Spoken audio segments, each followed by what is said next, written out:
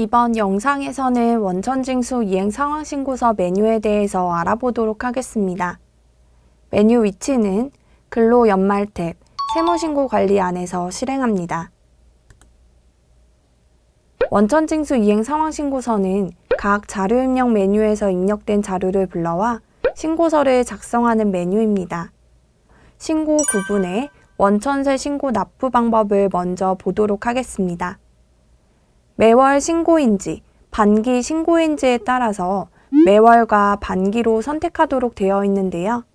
해당 부분은 인사 환경 설정 메뉴에서 원천 탭을 보게 되면 2번 원천징수 이행 상황신고서 설정에 반기별 납부 사용 여부가 사용함인지 사용 안함인지에 따라서 반영됩니다. 반기별 납부 사용 여부가 사용함이면 반기로 신고하는 거고 사용 안함으로 선택할 경우 매월로 신고하게 됩니다. 저는 사용 안함으로 두고 원천징수 이행 상황신고서를 작성해 보도록 하겠습니다. 상단에서 소득을 지급한 귀속과 지급 기간을 선택합니다. 신고 구분은 정기신고와 정기수정신고, 그리고 기한 후 신고, 기한 후 수정신고로 나눠져 있는데요. 정기신고를 한 이후에 수정이 필요하다면 정기수정신고로 선택하고 기한 후 신고를 한 다음에 수정을 하게 될 경우에는 기한 후 수정신고로 선택합니다. 저는 정기신고서를 작성하도록 하겠습니다. 원천징수 이행 상황신고서의 신고 구분 항목을 좀 더 살펴보도록 하겠습니다. 먼저 수정은 수정 신고할 때 체크되어야 하는 항목으로 조회 조건에 정기 수정 신고 또는 기한 후 수정 신고를 선택해서 조회하게 되면 자동으로 체크됩니다. 그리고 2월 귀속, 2월 지급 신고서를 작성할 때 연말정산 쪽에 금액이 있을 경우에는 연말란에 체크됩니다. 법인세 신고로 인해 인정 상여와 같은 소득 처분 사항이 생겼다면 소득 처분에 직접 체크해서 연말정산 쪽에 해당 내용을 입력해서 신고합니다. 환급 신청은 환급 신청을 하기 위해서 21번 환급 신청액의 금액을 입력할 경우 환급 신청에 체크됩니다. 원천징수 이행 상황신고서를 본점 일괄 납부하거나 사업자 단위과세 사업자로 신고하는 경우에는 오른쪽 상단 일괄 납부 또는 사업자 단위과세 여부를 선택합니다.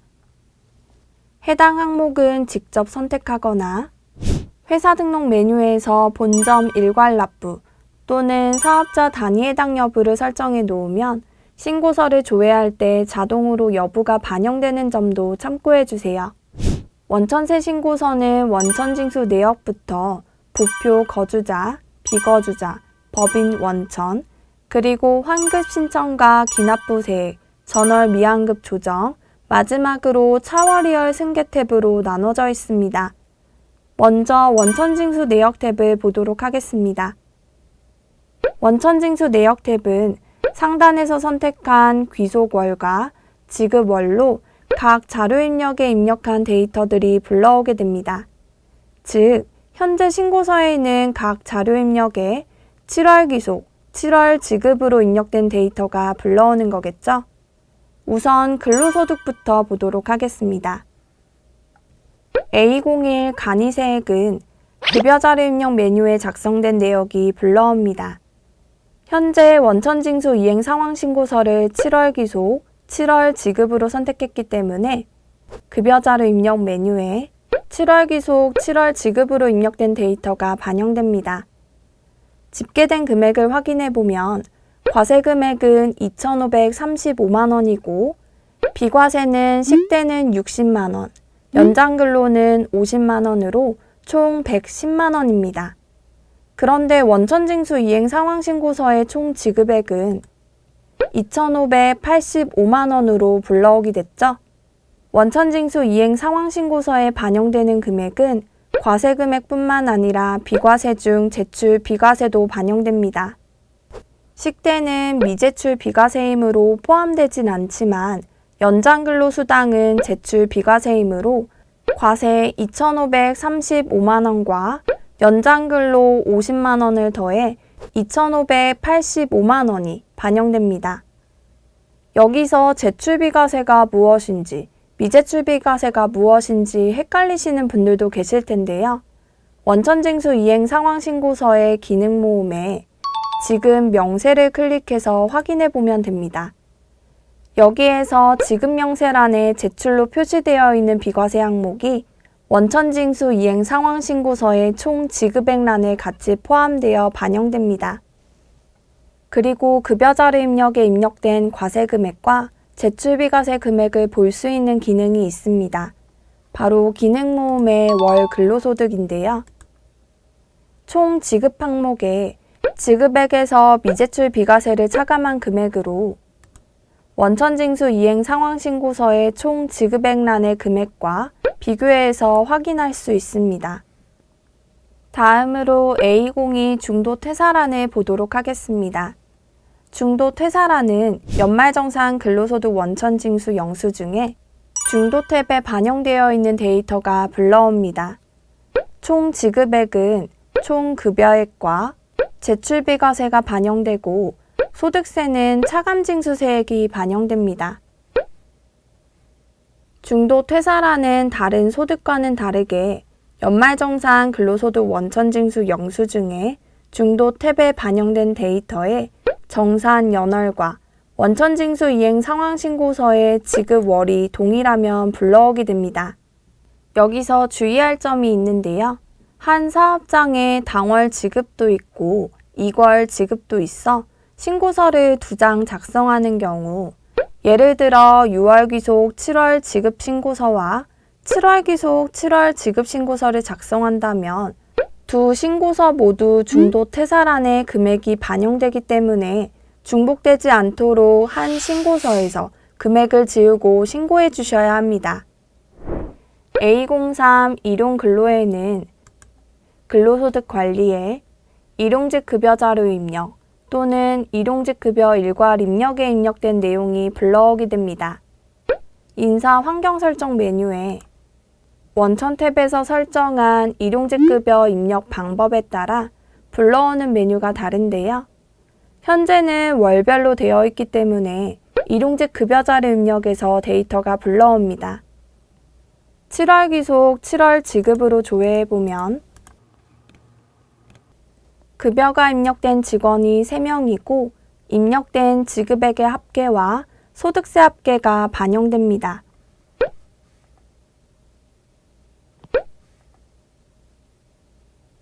그리고 비과세 수당 등록에서 제출 비과세로 등록한 비과세 수당의 금액을 입력했다면 이 금액 또한 총 지급액에 합산되어 반영됩니다.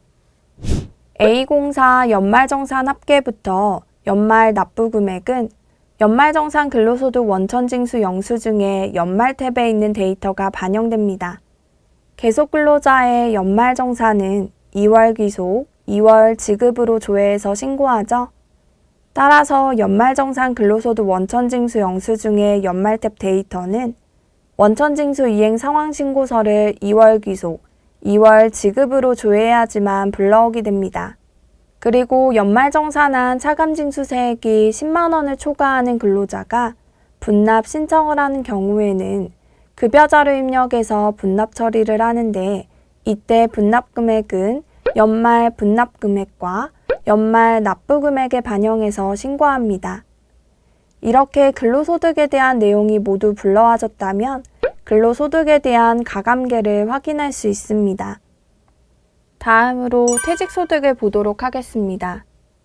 퇴직소득은 연금계좌와 그 외로 나눠지는데 연금계좌는 하단 메시지에도 나와 있듯이 연금계좌라는 연금사업자가 작성하는 란입니다.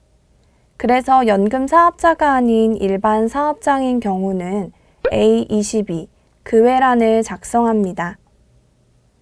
A22 그 외란은 퇴직소득 자료 입력에서 입력된 데이터가 불러오는데요.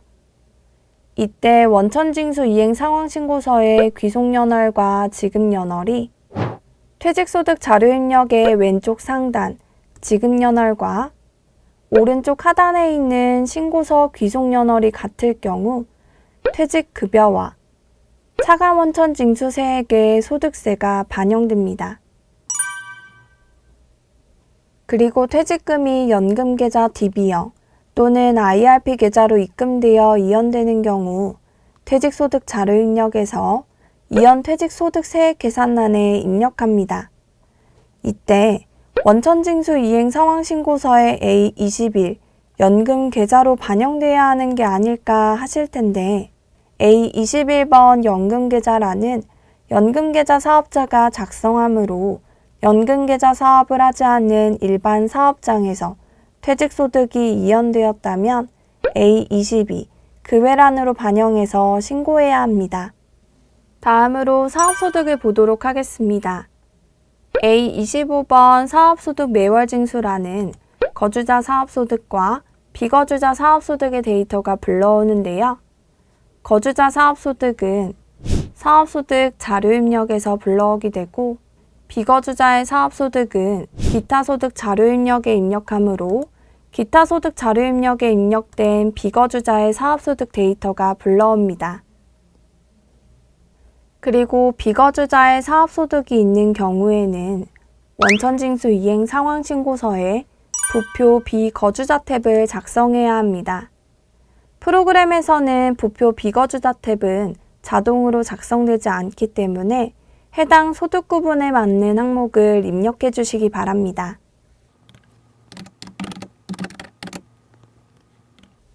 그리고 사업장에 연말정산을 하는 사업소득자들이 있다면 사업소득자 연말정산 메뉴를 작성하게 될 텐데요.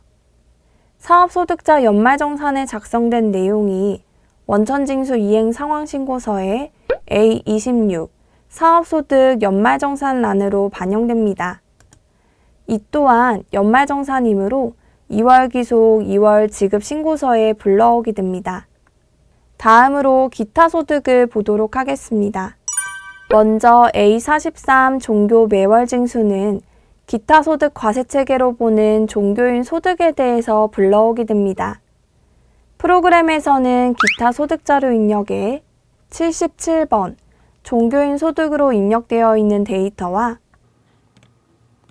종교인 소득 관리 쪽에 있는 종교인 월별 기타 소득 입력, 연말 정산용에 입력된 데이터가 불러옵니다.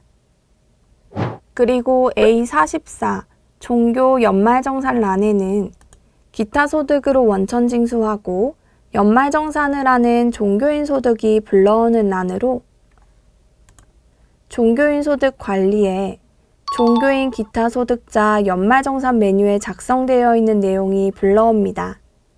이 또한 연말정산 자료이므로 2월 귀속, 2월 지급으로 신고서를 조회했을 때 불러옵니다. 그리고 A42 기타 소득 그 외란에는 기타 소득 자료 입력에 입력한 기타 소득 데이터가 불러옵니다. 다음 A50 이자 소득, A60 배당 소득은 이자 배당 소득 자료 입력에 입력된 내용이 불러옵니다.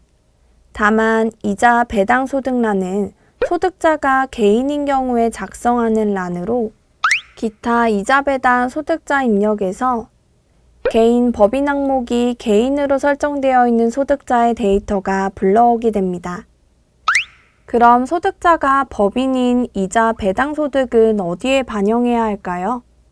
바로 A80 법인 원천란에 작성해야 하는데요.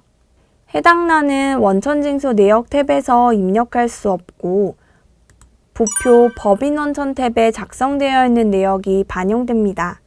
하지만 부표 법인 원천은 데이터가 불러오지 않는 탭으로 직접 작성해서 신고해 주시기 바랍니다. 연금소득과 저축해지 추징세액, 비거주자 양도소득은 프로그램에서 불러오게 되지 않는 항목이므로 이에 대한 소득이 있는 경우에는 직접 입력해 줍니다. 그리고 부표 거주자, 부표 비거주자 탭도 자동 작성되지 않으므로 직접 입력해야 하는데요. 앞서 말씀드렸던 대로 비거주자 사업소득에 대해 부표 비거주자 탭을 작성해야 하는 것처럼 이자소득, 배당소득, 양도소득을 지급하거나 비거주자에게 사업소득, 기타 소득을 지급한 원천징수 의무자는 거주 구분에 따라 해당 부표를 작성해 주시기 바랍니다. 이렇게 원천징수 내역에 대한 각 항목을 확인해 보았고, 다음은 하단 전월 미환급 쪽을 보도록 하겠습니다. 12번 전월 미환급은 전달 신고서에서 20번 차월이월 환급액이 있었다면 그 금액이 전월 미환급으로 반영되는데요. 해당 항목은 직접 입력도 가능합니다. 예를 들어 전달에 환급받지 않은 환급 세액이 200만 원 있다고 가정하도록 하겠습니다. 그러면 각 소득에 대한 소득세 납부액이 모두 당월 조정 환급세액으로 반영됩니다. 그리고 하단에서 보면 당월 발생 환급세액이 없어 조정 대상 환급에 200만 원이 그대로 반영되었고, 19번 당월 조정 환급액 계란에 이번 달 납부해야 했던 세액이 반영되었습니다. 조정 대상 환급에서 당월 조정 환급액계를 차감해서 20번 차월이월 환급액이 계산되는데요. 20번 차월이월 환급액은 다음 달로 이월시키거나 환급받을 수 있습니다. 이 상태로 원천세 신고서를 마감해서 신고하고 다음 달, 즉 8월 기소 8월 지급 신고서를 조회하면 전월 미환급액에 이 금액이 반영될 거고, 이번 달에 환급을 받을 거라면 21번 환급 신청액에 환급 받고자 하는 금액을 입력합니다. 환급 신청액을 입력하면 상단 신고 구분에 환급 신청이 자동으로 체크됩니다. 그리고 21번 환급 신청액을 입력했다면 환급 신청 부표와 기납부세액 부표를 꼭 작성해서 신고해야 합니다. 그리고 지금처럼 환급 신청할 때 12번 전월 미환급이 있다면 전월 미환급 조정 부표까지 작성해야 합니다. 환급 신청, 기납부세액, 전월 미환급 조정은 자동으로 작성되는 서식이 아니므로 작성 방법을 확인해서 직접 작성해야 하는데요. 작성할 때 주의해야 할 점은 원천징수 내역 탭의 21번 환급 신청액과 환급 신청 부표의 6번 환급 신청액의 합계가 동일해야 합니다. 또한 원천징수 내역 탭의 12번 전월 미환급은 전월 미환급 조정 부표에 2번 환급세액 조정 현황의 맨 마지막 라인으로 입력한 10번 차월이월 환급액과도 동일해야 합니다. 금액이 다를 경우 홈택스로 전자신고할 때 변환 오류가 발생하니 이 부분 꼭 기억해 주시기 바랍니다. 다음으로 원천징수 이행 상황신고서의 상단 버튼을 보도록 하겠습니다. 마감 버튼은 원천징수 이행 상황신고서의 작성이 완료돼서 홈택스로 전자신고하기 위해 신고서를 마감할 때 사용합니다. 마감을 하면 더 이상 수정이 불가능하고 원천징수 전자신고 메뉴에서 조회되어 전자신고 파일로 제작할 수 있습니다. 불러오기는 현재 조회된 신고서의 데이터를 각 자료 입력에서 다시 불러오는 기능입니다. 따라서 신고서를 작성하다가 각 메뉴에서 데이터를 수정했다면 불러오기 버튼을 눌러 신고서의 데이터를 재반영해 주시기 바랍니다. 그리고 작성한 신고서를 저장하기 위해서 저장 버튼을 클릭합니다. 다음은 기능 모음을 보도록 하겠습니다. 기능 모음의 인쇄 옵션은 수정 신고서를 인쇄할 때 수정 전과 수정 후 금액에 대한 표기 방법을 선택할 수 있습니다. 다음으로 감면 설정은 급여자료 입력 메뉴에서 수당 및 공제 등록에 설정된 감면 항목들을 불러올 때 감면 수당과 감면의 수당을 모두 불러올지, 감면 수당만 불러올지, 감면 외 수당만 불러올지에 대한 옵션을 설정할 수 있습니다. 다음으로 제출 정보를 보도록 하겠습니다. 원천징수 의무자는 회사 등록에 등록된 회사의 정보가 반영되고 원천징수 전자신고 메뉴에서 제출자 구분이 세무대리인으로 선택되어 있다면 세무대리인 항목에 세무대리인 정보가 반영됩니다. 그리고 제출일자는 지급월의 다음 달 10일로 반영되며 수정신고서의 경우에는 실제로 수정신고하는 날짜로 변경한 다음 신고해 주셔야 합니다. 또한 반기신고 구분은 반기사업장일 경우 활성화되는데요. 반기사업장이라면 1월과 7월에 원천세 신고를 하죠. 하지만 반기사업장이 폐업으로 인해 신고 기간이 아닌데도 신고서를 제출할 경우 해당 신고서의 신고기간이 아닙니다. 라는 오류가 발생합니다. 따라서 반기사업장이 폐업한 경우라면 반기신고 구분을 수시신고 폐업으로 변경한 다음 신고해 주시기 바랍니다. 다음은 신고 리스트입니다. 신고서 저장 리스트에선 현재까지 저장 또는 마감까지 한 신고서 모두 보여지고 원하는 신고서의 라인을 더블 클릭 또는 하단 확인을 클릭하면 해당 신고서가 조회됩니다. 그리고 원천징수 이행 상황신고서의 상단에서 인쇄를 누르면 해당하는 신고서만 인쇄할 수 있는데요. 신고서 저장 리스트에선 원하는 신고서만 체크해서 하단 일괄 출력 또는 PDF 내보내기 버튼으로 일괄 인쇄와 PDF 변환도 가능합니다. 그리고 잘못 생성해둔 신고서가 있다면 해당 신고서를 조회하고 상단 삭제를 눌러 신고서를 삭제할 수 있습니다. 이렇게 신고서 작성이 완료되었다면 상단 마감 버튼을 눌러 신고서를 마감합니다. 마감된 신고서는 원천징수 전자신고 메뉴에서 전자신고 파일로 만들어 홈택스로 신고할 수 있습니다. 다음으로 정기 수정신고서를 작성해 보도록 하겠습니다. 수정신고할 귀속과 지급을 선택하고 1번 정기 수정신고로 선택해서 작성합니다. 정기 수정신고는 정기신고서가 마감되어 있어야 작성할 수 있고 수정신고 차수는 총 3차까지 가능합니다. 정기신고에 대한 첫 번째 수정신고라면 1차로 선택합니다. 신고 구분은 수정에 체크되고 하단의 신고서가 각 항목별로 두 줄로 보여집니다. 하지만 조회를 함과 동시에 현재 각 자료 입력에 수정된 데이터가 불러오지 않으므로 반드시 상단에 불러오기를 클릭해서 수정한 내용을 불러와야 합니다. 첫 번째 붉은색으로 표시된 라인은 정기 신고서의 내용이고 검정색으로 표시된 라인은 수정신고 내용입니다. 현재 저는 간이세에게 총 지급액과 소득세가 정기신고보다 작아진 것을 볼 수 있습니다. 수정신고하고자 하는 금액이 맞다면 신고서를 마감하기 전에 기능 모음, 제출 정보를 클릭해서 제출일자를 홈택스로 신고하는 날짜로 수정 입력합니다. 그리고 이대로 수정신고서를 마감해서 홈택스로 신고해줍니다. 수정신고서를 작성하면 수정신고로 인해 납부 또는 환급세액이 발생할 텐데요.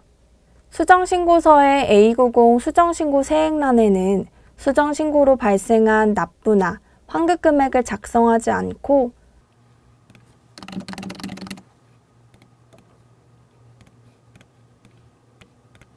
수정신고하는 월에 제출하는 당월분 신고서에 A90 수정신고세액란에 직접 입력합니다.